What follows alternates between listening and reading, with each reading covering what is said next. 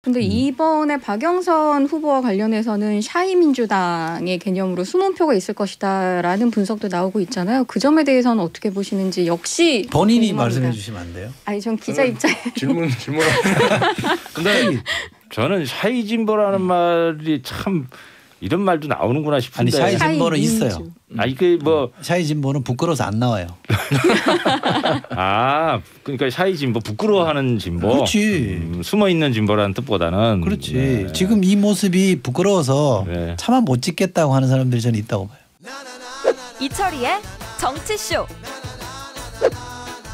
예.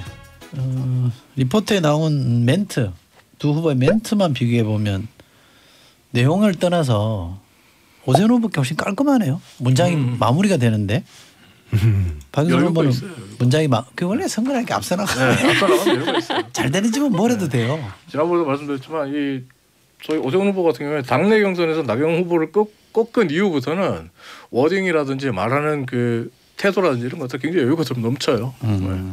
지금 여론조사 많이 나오잖아요. 네. 세 분은 주변에서 느끼는 거하고 여론조사하고 일치해요? 뭐 대충 비슷한 것 대충 같아요. 비슷해요? 네.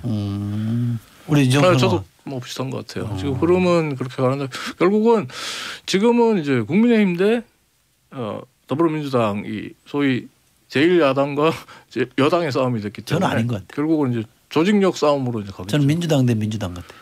민주당 대 민주당이요.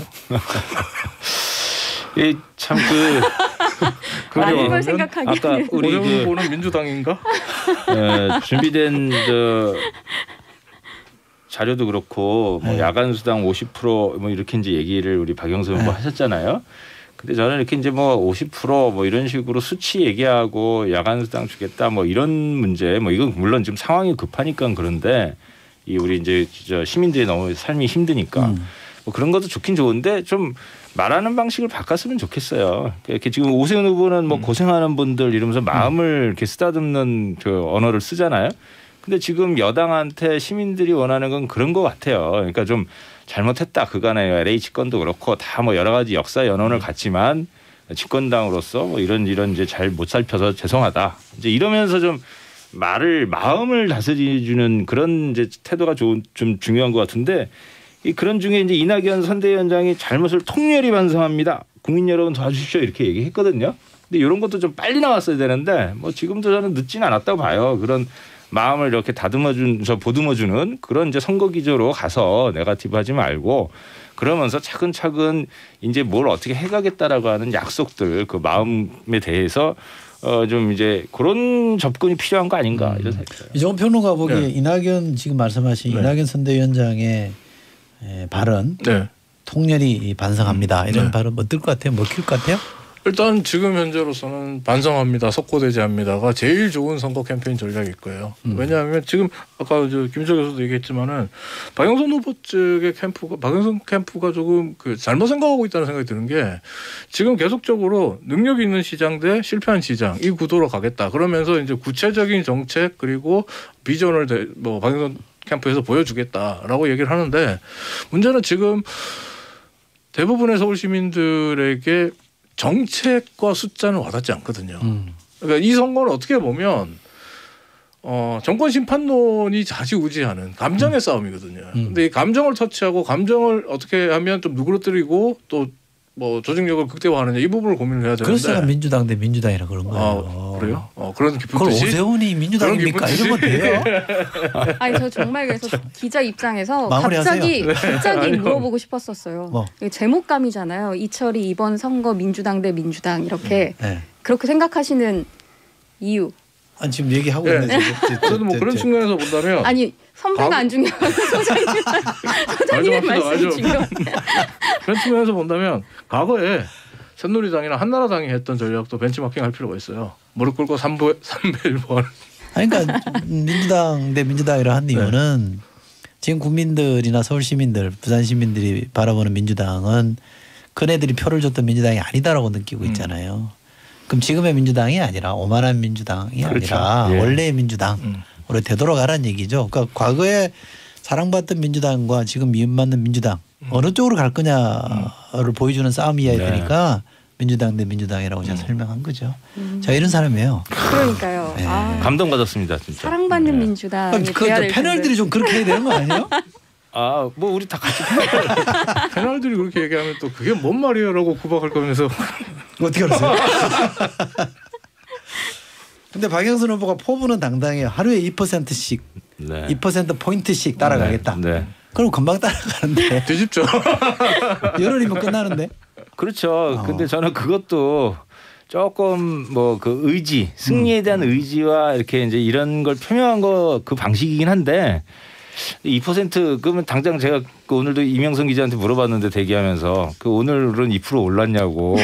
그러니까 자꾸 뭔가 이렇게 자꾸 성과적인 부분으로 접근을 하게 되면 사람들도 그걸 확인해 가지고 그게 안 이루어지면 왜 선거는 막판에 가서 역전할 수 있는 거잖아요. 근데 매일 2%? 너무 말꼬리 잡은 것 같은데.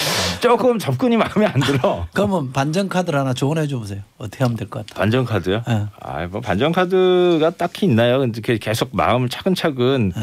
그리고 좀 약간 그 총선 때였나요? 2016년 총선 때인가 민주당이 한번 자기 디스를 전략으로 삼은 적이 있어요. 제가 죄송합니다. 못났습니다. 뭐 이런 게. 전 지금 좀 그런 게 필요하지 않은가 싶어요. 그때 2006년 선거? 2016년 16년? 네. 총선? 네. 총선 때. 2006년 지방선거가 있었어요. 네. 있었죠. 그때 민주당이 집권당이었는데 참패했죠. 네. 완벽하게 그때. 그렇죠. 다 날라갔죠 그때. 그렇죠. 근데 이번에 박영선 후보와 관련해서는 샤이민주당의 개념으로 숨은 표가 있을 것이다라는 분석도 나오고 있잖아요. 그 점에 대해서는 어떻게 보시는지 역시 본인이 궁금합니다. 말씀해 주시면 안 돼요? 아니 전 기자 입장에 질문. 근데 저는 샤이진보라는 말이 참 이런 말도 나오는구나 아니 싶은데. 샤이진보는 샤이민주. 있어요. 이게 뭐 샤이진보는 부끄러워서 안 나와요. 그러니까 샤이진보 부끄러워하는 진보. 그렇지. 숨어 있는 진보라는 뜻보다는. 그렇지. 네. 지금 이 모습이 부끄러워서 네. 차마 못 찍겠다고 하는 사람들이 저는 있다고 봐요. 됐어요? 더 이상 묻지 마요. 지난 더 들어가야 2006년 되는데. 지방선거 얘기를 하시니까 이제 떠올랐는데 지난 2006년에 그 민주당이 정말 원사이드하게 완패했던 결정적인 이유는 어떻게 보면 그 당시에는 한나라당 쪽에 이명박 박근혜라는 유력 대권 후보가 보였기 때문이거든요. 근데 지금 그 국민의힘의 유력 대권 후보가 윤석열 밖에 있는 윤석열 전 검찰총장이잖아요. 그러다 보니까 아직 당내에서는 보이지 않는데 이런 부분이 중도층의 마음을 조금 바꿀 수 있는 틈새가 될 수 있을 겁니다. 그러면 이 부분을 그 믿고 박영선 후보 같은 경우는 아까 말씀드렸듯이 석고대죄하는 그런 감성적인 선거 전략을 좀 짤 필요가 있다. 지금 여기서 내가 더 능력이 좋습니다라고 하는 거는 어떻게 보면 지금 서울 시민들에게는 씨알도 안 먹힐 얘기예요. 지금 이종원 평론가 얘기하면서 다른 사람이 여러분 문자 보냈어요? 아니요. 제가 뭐 강다현님. 핸드폰을 잡았어요. 민주당은 초심으로 돌아가겠다고 국민 앞에 석고대죄하는 심정으로 나서야죠. 많은 분들이 이런 생각을 하실 거예요. 그죠. 네. 김종인 위원장이 확실히 감각이 좋은 것 같아요. 자만하지 말라 이런 메시지를 그렇죠. 던지는 거 보면. 예, 그죠? 근데 사실 경륜이 선거의 있어요. 관건은 이제 국민의힘 오세훈 후보가 또 이제 오버해서. 오버해서 말 실수하고 또 막 이러는 거거든요. 지금 뭐 이제 그래서 국민의힘이 지금 예뻐가지고 뭐 막 그 지지하고 그러는 거 아니에요. 그러니까 지금 민주당 좀 혼 좀 내줘야 될 때라고 하는 판단이 있는 거고 또 그 선거 다시 하게 된 그 이유 자체가 이제 부끄럽고 아까 샤이진보 얘기 나왔지만 이런 것 때문에 이제 가만히 있는 건데. 네. 예, 그래서 그런 건 이제 딱 김종인 위원장이 지적해 준 거죠. 뭐 일부에서는 세훈이와 광운이 이런 식의 짤방이라고 하죠. 세훈이와 강훈이. 네. 먹을 목소. 그 강화문 집회. 네. 네. 그때 했던 발언들 영상 뭐 이런 것들이 돌아다니고 있긴 합니다. 이름 뒷글자가 같구나. 네. 거기서 오세훈 후보는 말을 상당히 거칠게 했더만요. 네, 그 강화문 집회에서는 굉장히 거칠게 많이 얘기를 했고, 근데 이제 그 거친 말이 선거에 또 큰 영향을 줄 것인가라고 했을 때 저는 그렇게 보진 않아요. 왜냐하면 지금은 앞서 말씀드린 정권 심판론에 대한 분위기가 좀 팽배하다 보니까 그때 거친 언사에 대해서 물론 뭐 국민의힘 지지자들은 당연히 속 시원하다라는 식으로 받아들일 거고 중도들 입장에서는 좀 거칠지만 뭐 라는 반응을 보일 가능성이 높거든요. 1년짜리니까. 네. 그런데 이제 문제는 뭐 다른 문제가 터졌을 때겠죠. 내곡동 땅이라든지 아니면은 뭐 다른 문제들이 터졌을 때 문제 상황인데 요런 위기가 왔을 때 제가 볼 때는 또 한 번 김종인 위원장이 나서서 어떤 커버를 칠 것 같은 그런 생각이 들어요. 김종인 위원장 같은 경우 이번에 사실 안철수 후보와의 단일화에서 1등 공신은 김종인 위원장이라고 보거든요. 저는 너무 제가 볼 때는 너무 지나치다 싶을 정도로 밀어붙이고 몰아세웠거든요.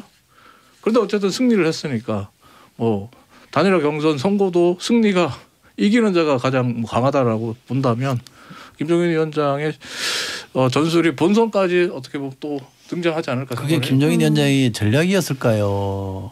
정말 미워서 성격이었을까요?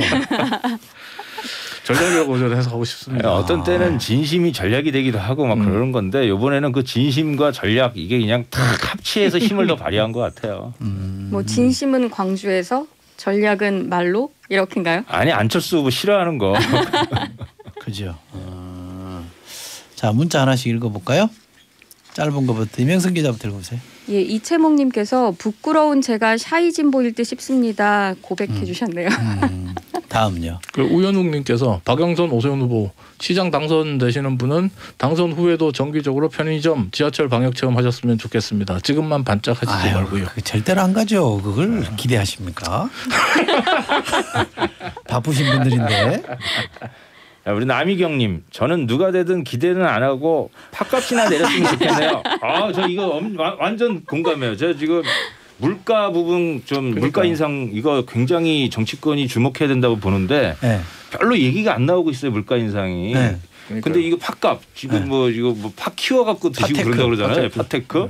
팥테크. 이런 아주 물가 문제 중요한 문제입니다. 그러니까 실제로 시장 가서 대파 한 단이랑 그리고 양파 한 망을 사보시면 정말 얼마나 힘든지 아실 겁니다.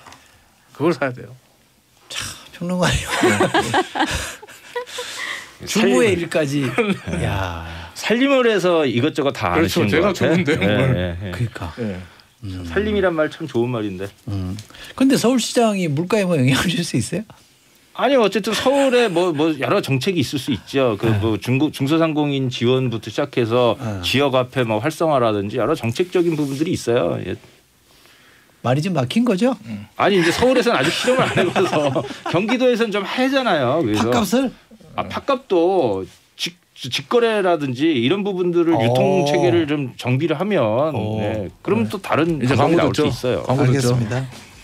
모이라 소장파 진행하고 있는데요. 뉴스 듣고 세 분과 함께 다시 돌아오겠습니다.